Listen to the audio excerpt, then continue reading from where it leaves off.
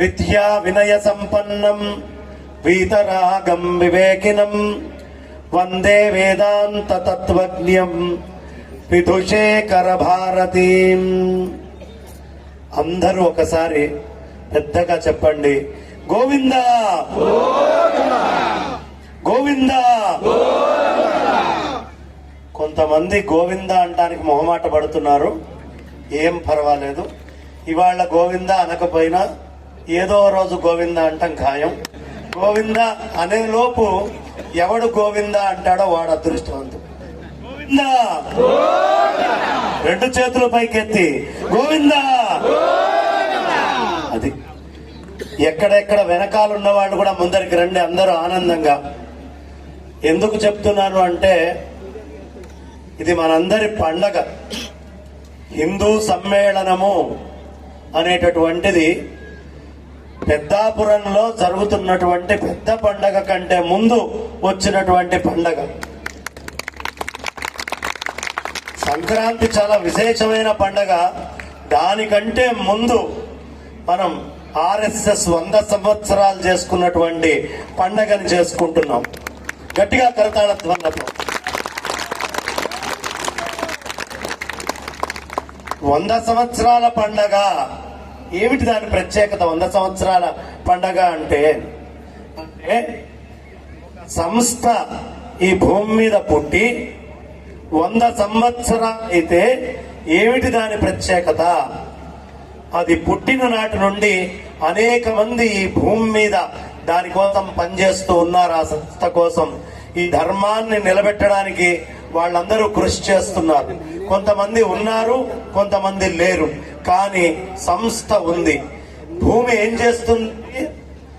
సూర్యుడి చుట్టూ సంవత్సరానికి ఒక ప్రదక్షిణం పూర్తి చేస్తుంది. సూర్యనారాయణమూర్తి చుట్టూ సంవత్సరానికి ఒక ప్రదక్షిణం పూర్తి చేస్తుంది. ఇదిగో ఈ సంవత్సరం ఆర్ఎస్ఎస్ అనేది పుట్టి 100 ప్రదక్షిణాలని సూర్యనారాయణమూర్తి చుట్టూ పూర్తి చేసుకున్నటువంటిది. భూమాతతో కలిసి 100 ప్రదక్షిణాలు పూర్తయినాయి. అది విశేషము. కాబట్టి అలాంటి మహత్తరమైన జనాలు ఎలా అయిపోయారు అంటే, సీరియల్ కనిపించినా, సినిమాలు కనిపించినా, లేదు వార్తలు కనిపించినా ఓ పొలోమని వెళ్ళిపోయి అక్కడ కూర్చొని గంటల తరబడి దాన్ని చూస్తూ ఉంటారు. కానీ ఓ చిన్న అనుమానం నాకు, ఏమంటే ఆ సీరియల్లో కథ రాసిన వాడికి కథకే అన్న సంబంధం ఉందా? ఎక్కడైనా కథ రాసిన వాడికి ఆ కథకి లేదండి. ఆ కథని డైరెక్ట్ చేసిన వాడికి ఆ కథకి అన్న సంబంధం ఉందా? లేదు. పోనీ ఆ కథలో నటించిన వాడికి ఆ కథకి ఏమైనా సంబంధం ఉందా? లేదు. సినిమా అయినా సరే, సీరియల్ అయినా సరే. పోనీ దాన్ని టెలికాస్ట్ చేసేటువంటి టీవీలకైనా, డిస్ట్రిబ్యూటర్లకైనా, సినిమా హాళ్లకైనా ఆ కథకి వాళ్ళకి అన్న సంబంధం ఉందా? లేదు. పోనీ ఆ సీరియల్ చూసేటప్పుడు మధ్యలో వచ్చే అడ్వర్టైజ్మెంట్ కంపెనీల వాళ్ళకి ఆ కథకి అన్న సంబంధం ఉందా? ఏమీ లేదు. దాని దుంపదగా ఆ కథతోటి సంబంధం అంతా కూర్చొని చూసేవాడికి పట్టుకుంటుంది. వీడికి దానికి ఏ సంబంధం లేదు, ఏ సంబంధం లేదు. దాని మీద సంబంధం లేని దాని మీద పనిగట్టుకొని ఓ చూస్తారు. మన బతుకై, మనకి జీవనమై, మనల్ని ఈ స్థాయికి తీర్చిదిద్ది అనేక శుద్ధులు చెప్పి మనకొక సంసారము అనేటటువంటిది కుటుంబ వ్యవస్థని ఏర్పాటు చేసి, బయట ప్రపంచాల్లో ఇవేమీ ఉండవు. వేరే విదేశాలకు వెళ్తే నీ పిల్లలు నా పిల్లలు కలిసి మన పిల్లలతో ఆడుకుంటున్నారు అని భార్యాభర్తలు చెప్పుకుంటూ ఉంటారు. అంటే అంతకు ముందే వీడు వేరే దేన్నో పెళ్లి చేసుకొని పిల్లల్ని కనుంటాడు, ఆమె వేరే ఎవరినో చేసుకొని పిల్లల్ని కనుంటుంది. వీళ్ళిద్దరూ మళ్ళీ పిల్లల్ని కంటే వాళ్ళు ఆడుకుంటున్నారు అని చెప్పుకునేటటువంటి సంస్కృతి కాకుండా ఒక నియమబద్ధమై కుటుంబ వ్యవస్థతో కూడినటువంటి సనాతనమైన వైదిక ధర్మంతో కూడినటువంటి ఈ హిందూ సమ్మేళనంలో, ఈ పండగలో కుటుంబాలన్నీ ఎక్కడ ఉన్నా పనిగట్టుకొని వచ్చి ఇలాంటి చోట్ల కూర్చోబెట్టి పెద్దలు చెప్పేటటువంటి 4 మాటలని వినిపించి తీరాలి. ఇదొక వ్రతం కింద మనమందరం తీసుకొని భవిష్యత్తులో ఒక చిన్న చీమ చేసే పని మనం చేద్దాం. చీమ ఏం చేస్తుందండి, అది మెల్లిగా చెట్టు మీదకి వెళ్తుంది, ఓ పండు దగ్గరికి వెళ్తుంది. ఆ పండులో లోపలికి వెళ్ళి ఆ గుజ్జు యొక్క రుచిని చూస్తుంది. చూశాక ఆ చీమ అక్కడే ఉంటుంది అనుకుంటే భ్రమ. కిందకొచ్చి కొన్ని వందల చీమల్ని తీసుకొని వెళ్ళి వాటన్నిటితో కలిసి ఆ పండుని భుజిస్తుంది. ఈ మాధుర్యం అనేటటువంటిది ఇక్కడ ఆరంభమైంది. ఇక్కడతో ఆగకూడదు. ఈ సనాతన వైదిక ధర్మ మాధుర్యాన్ని మనం ఇళ్లకు వెళ్ళి భవిష్యత్తులో జరిగేటటువంటి కార్యక్రమాల్లో ఆ చీమ మాత్రం పని మనం అందరం కూడా చేద్దాము అని ఒక వ్రతంగా తీసుకుందాం. గట్టిగా మన కరతాళ ధ్వనులతో ఆమోదాన్ని తెలియపరుద్దాం. మాకు చప్పట్లు కొట్టడానికి కూడా మొహమాటమేనా? పెద్దాపురంలో కొడితే చిన్న చిన్న పురాలన్నిటికీ వినిపించాలి గట్టిగా.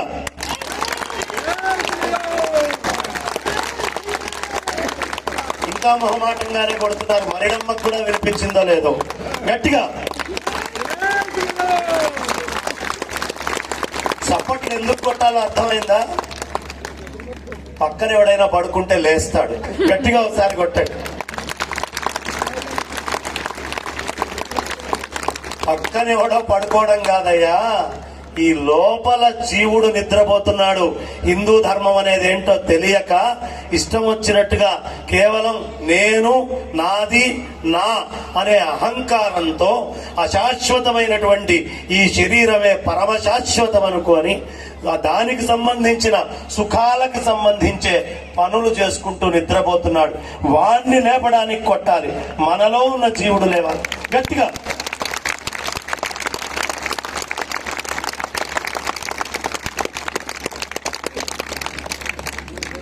ఇవాళ ఆర్ఎస్ఎస్ అనేటటువంటి సంస్థ నిర్మించినటువంటి మహానుభావుడు జైళ్లలో ఉండి చాలా అనేకమైనటువంటి కష్టాలు, కాసిని కష్టాలు కాదండి, కుటుంబాలు ఏవి అన్నిటి నుంచి దూరం అయిపోయి, బంధుత్వాల నుంచి దూరమై, మిత్రుల నుంచి దూరమై ఎక్కడో అండమాన్ లాంటి ఆ ప్రదేశాలలో, దీవుల్లోకి వెళ్ళి అక్కడ ఉన్న చెరసాలలో తిండి దొరకక చీకటి కూపాల్లో పడి నా హిందువులైనటువంటి బంధువుల యొక్క పరిస్థితి ఈ తెల్లవాడు ఏలితే ఇలాగే ఉంటుంది, భవిష్యత్తులో ఏ హిందువుకి ఇలాంటి గతి పట్టకూడదు అని ఒక తపస్సులాగా ఈ సంస్థని రాష్ట్రీయ స్వయం సేవక్ సంఘ్, అంటే ఎవడో సేవ చేయాలి, వాడెవడో వచ్చి నన్ను ఉద్ధరించాలి కాదు, హిందువైన నేను నన్ను ఉద్ధరించుకోవాలి, స్వయం సేవక్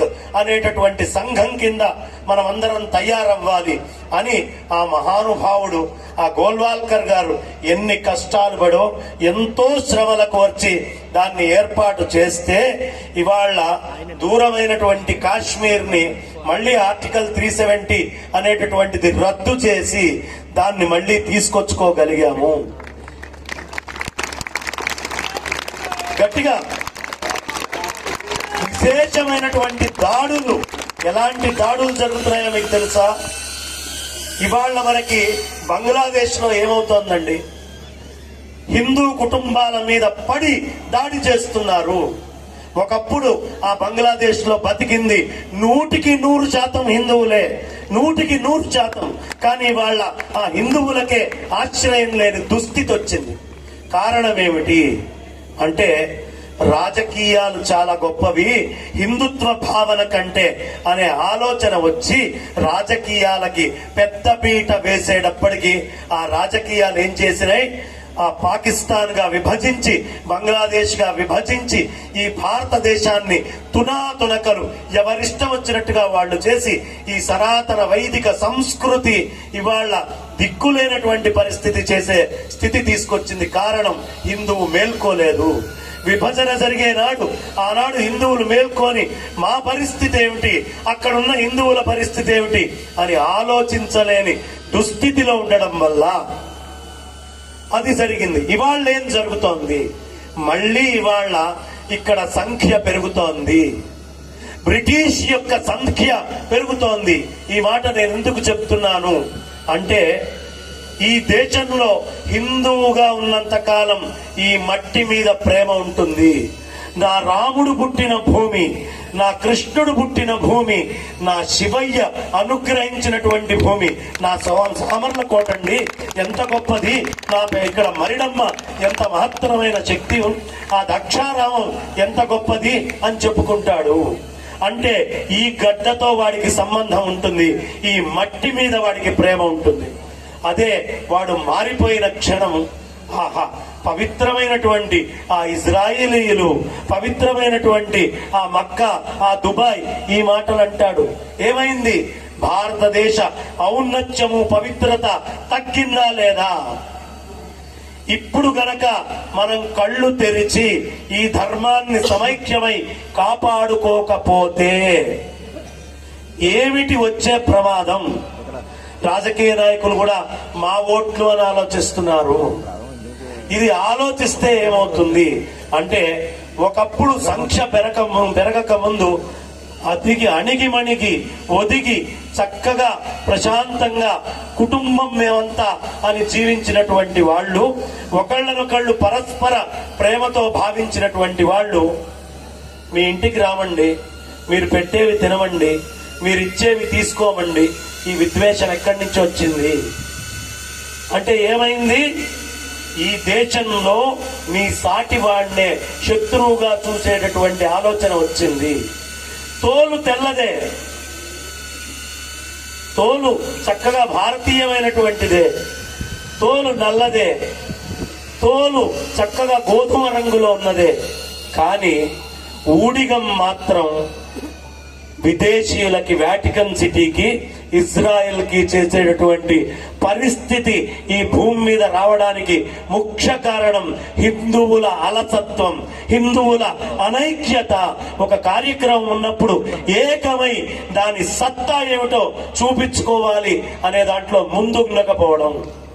ఇప్పుడు కొట్టండి చప్పట్లు. నిజంగా అనైక్యత. ఇలాంటి అనైక్య స్థితి నుంచి ఏకత్వ స్థితికి మనం రావాలి అంటే ఇక్కడ కులాలుగా రకరకాలుగా విభజన కాకుండా మేమందరము హిందువులము అనే నినాదంతో ఉండేటటువంటి ఆర్ఎస్ఎస్ లో వచ్చి మేము ఇక్కడ సభలో కూర్చున్నామండి, మేము కూడా ఆర్ఎస్ఎస్ సభలో పాల్గొన్నాం అనే వాళ్ళు అక్కర్లేదు. నేను ఆర్ఎస్ఎస్ లో సభ్యుణ్ణి, నేను ఆర్ఎస్ఎస్ తో పని చేస్తున్నాను అని గర్వంగా చెప్పేటటువంటి వాళ్ళు తయారు కావాలి. సభ్యత్వం తీసుకుందాం ప్రతి వాళ్ళం, అప్పుడు నాది అనే భావన వస్తుంది. లేకపోతే ఎవరో ఆర్ఎస్ఎస్ చేస్తున్నారండి, ఎవరో విహెచ్పి చేస్తున్నారండి అనే మాటలు మనం మాట్లాడాల్సి వస్తుంది. కాదు, నేను ఎందుకు సభ్యుణ్ణి కాకూడదు? ఆర్ఎస్ఎస్ లో గొప్పతనం ఏమిటో తెలుసా అండి? ఇక్కడ పిల్లలు చాలా శక్తితోటి ఇందాక అనేక పాటలకి నాట్యం చేశారు. ఒక్కసారి ఆ పిల్లలందరికీ గట్టిగా కర్తాలకు పొందటం, వాళ్లే భవిష్యత్ ఆశా కిరణాలు ఈ ధర్మాన్ని నిలబెట్టడానికి. అలాంటి ఆ పిల్లలు ఇక్కడ నృత్యం చేయడానికి ఎంత శక్తిని వాడారో, అది ప్రాక్టీస్ చేయడానికి ఎంత శక్తిని వాడారో, పెద్ద వయసులో ఉండి ఆర్ఎస్ఎస్ లో ఇక్కడ కూర్చొని మైకు తీసుకొని సంచాలకత్వం చేస్తూ అనేక రకాలుగా ఇటు అటు తిరుగుతూ మాట్లాడుతూ ఉన్నటువంటి పెద్దలు కూడా అంతకి 10ంతల ఓపికతో పనిచేశారు. అది ఆర్ఎస్ఎస్ ఇచ్చే బలం. చప్పట్ల మోగట్ల సరిగ్గా మోగకపోతే ఇక చప్పట్ల మీద ఉపన్యాసం చెప్తాను నేను. మా పనే అది. 2 గంటలు చెప్తాను చప్పట్ల మీద గట్టిగా.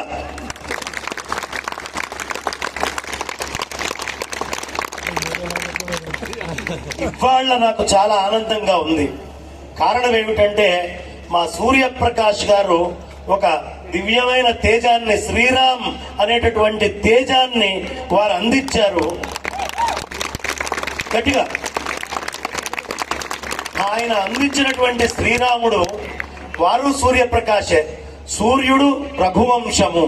రఘువంశము ఎప్పుడు వెలుగుతుంది అంటే ఆ వంశంలోకి శ్రీరాముడు వచ్చినప్పుడు. గట్టిగా. అలా వచ్చాడు శ్రీరాముడు. ఆశ్చర్యం ఏమంటే ఆ వెనకాల ఈ మంచుని మొత్తం ఏర్పాటు చేయడానికి ప్రధానంగా ఒక్కళ్ళున్నా ఇద్దరున్నా మైకు పట్టుకొని ఇన్నేళ్ల నుంచి చెప్తున్నటువంటి ఆయన సూర్యనారాయణ. ఆయన దగ్గరికి శ్రీరామ్ వచ్చినా కూడా వైభవోపేతమైనటువంటి ఇలాంటి సభ జరుగుతుంది. గట్టిగా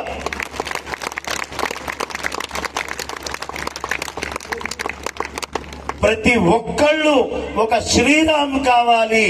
ఈ పెద్దాపురమే కాదు, మొత్తం భారతదేశంలో ప్రతి ఒక్క వ్యక్తి ఒక శ్రీరాముడు కావాలి, ఒక శ్రీరామ్ కావాలి అని మనస్స ఆ మరిడమ్మని నేను ప్రార్థన చేస్తున్నాను. గట్టిగా ఆ తల్లికి వినిపించే స్థాయిలో కొట్టండి.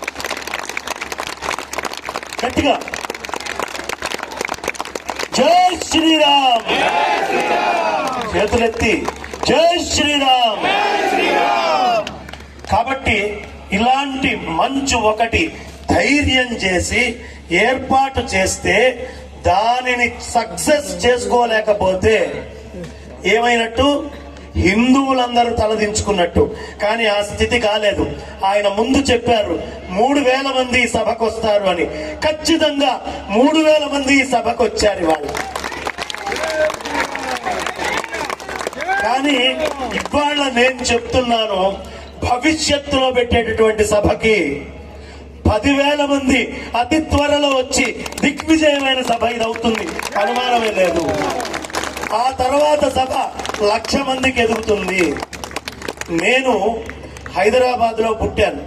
అసలు మాది పల్నాడు జిల్లా, గుంటూరు జిల్లా. అక్కడ పుట్టి అక్కడ మా పూర్వీకులందరూ ఉండేవారు. హైదరాబాద్ లో పుట్టి పెరిగాను. ఈ ప్రాంతంతో నాకు అసలు ఏ విధంగానూ సంబంధం లేదు.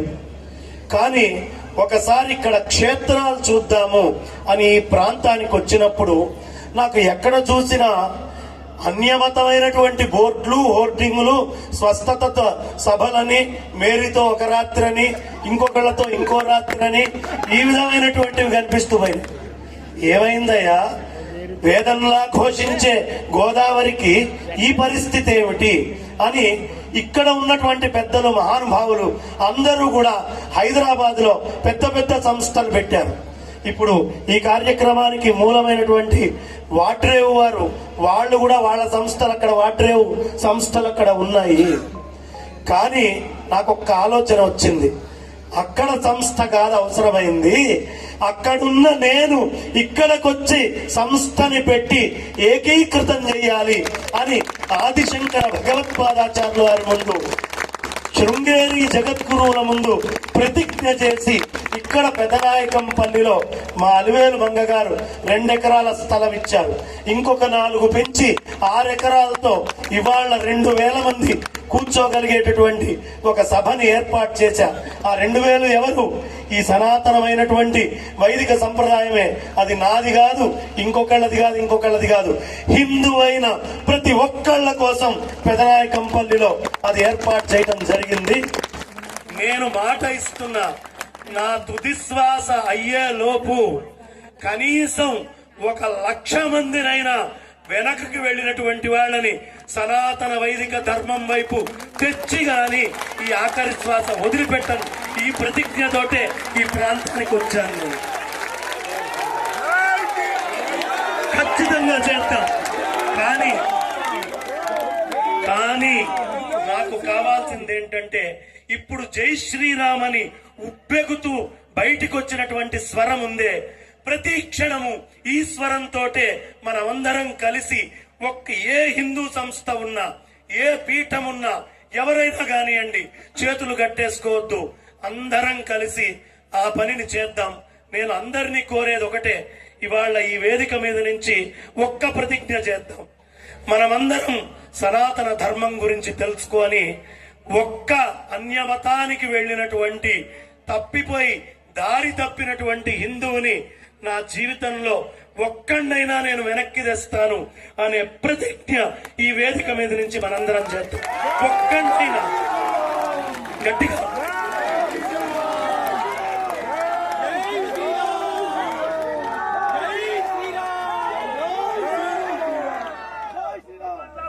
ఆఖరిగా ఒక్క మాట చెప్తాను. ఇక్కడ ఉన్నటువంటి పెద్దలు ఒక్కొక్కళ్ళు ఒక పెద్ద వ్యవస్థ. ఈ వేదిక మీద కూర్చున్న ఏ ఒక్కళ్ళు చిన్నవాళ్లు కాదు.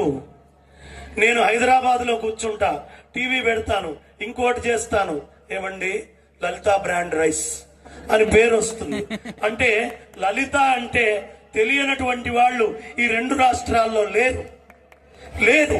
కాబట్టి అంత ఉన్నతమైనటువంటి స్థితి ఈ సనాతన ధర్మానికి చెందినటువంటి లలిత వారికి ఇచ్చింది. కాబట్టి అనేక కార్యక్రమాల్ని వారు ఈ ధర్మాన్ని రక్షణ చేయడం కోసం చేస్తున్నారు. కాబట్టి ఆ లలితమ్మ యొక్క కృపని వాళ్ళ కుటుంబం సదా పొందాలి అని కోరుకుంటూ, వాళ్ళు అలాగే ఈ లలితమ్మని హృదయంలో పెట్టుకొని సనాతన వైదిక ధర్మానికి సంబంధించిన ఈ సభలలో ఎప్పుడూ తోడ్పాటుతో వెనక ఉంటాను అని ఈ వేదిక మీద ఇక్కడ కూర్చున్న పెద్దలందరూ కూడా, అది వెంకటేశ్వర రైస్ మిల్స్ కావచ్చు, లలిత కావచ్చు, లేదు సమ్ ఆగ్రో ఫుడ్స్, ఏ ఇండస్ట్రియలిస్ట్ అయినా ఈ ప్రాంతంలో హిందూ ధర్మంలో ఉండి పూర్వం నుంచి పెద్దల ఆశీస్సులతో ఎదిగిన ప్రతి సంస్థ ఈ ధర్మ రక్షణకి తుది శ్వాస దాకా పనిచేస్తాము అనే ప్రతిజ్ఞని వేదిక మీద చెయ్యాలి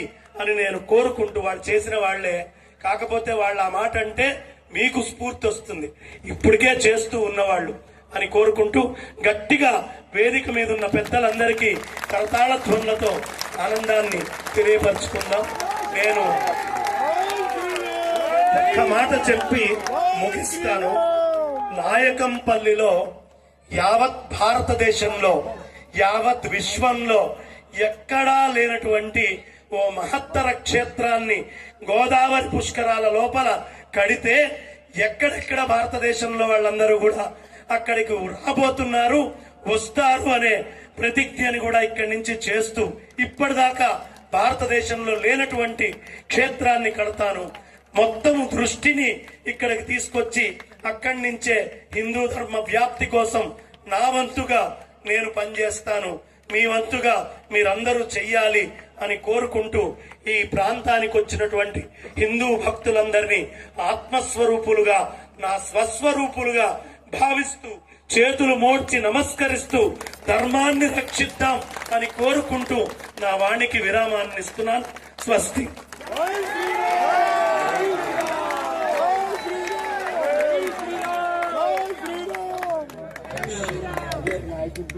చాలా అద్భుతంగా చెప్పారు. అసలు మీ స్పీచ్ మొదట ఉండాల్సింది మధ్యలోకి వచ్చింది. అయితే ఎంత స్ఫూర్తిదాయకం అంటే మీ యొక్క భాషణం, ఆ అనుగ్రహ భాషణానికి ఇక్కడ వారికి బయటికి కూడా సౌండ్ సిస్టమ్ ఉంది సార్, ఆ బయట వారికి కూడా బుద్ధి వచ్చే విధంగా కూడా చెప్పారు.